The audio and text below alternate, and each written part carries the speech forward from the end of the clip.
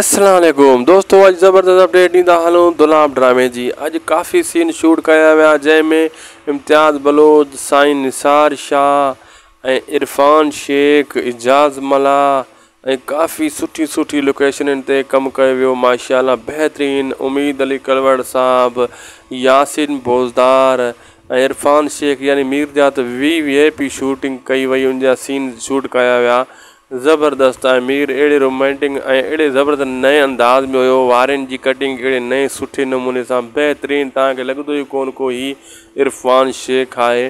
बेहतरीन दोस्तों शूटिंग कई वई, सुठा सीन शूट कया विया। ॿिए स्पेल जा तव्हां ॾिसी सघो था साम्हूं मीर खे ऐं ॿिनि अदाकारनि खे बि माशाअल्लाह ज़बरदस्त जाइनि ते ऐं अहिड़ी शूटिंग कई वई जो छा ॻाल्हि कजे दोस्तों। ज़बरदस्त ड्रामो, बेहतरीन ड्रामो दुलाब ऐं सईद निसार शाह जा बि सुठा सीन उताक ते शूट कया विया ऐं बहितरीन बरहाड़ी जी लोकेशननि ते।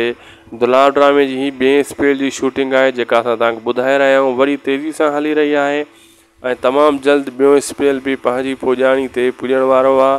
उन खां पोइ दोस्तों हाणे आज़म मंगल बि ज़ाहिर थींदो। आज़म मंगल जी बि कुझु शूटिंग रहियल आहे ॿिए स्पेल जी, तमामु जल्द उहो बि साम्हूं अचण वारो आहे। उहो बि तव्हांखे ॾेखारींदासीं तमामु जल्द।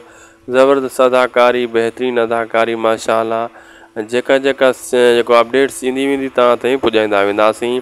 इन वीडियो खे लाइक, चैनल खे सब्सक्राइब, उदासी TV जी लिंक बि शेयर कंदा। अल्लाह हाफ़िज़।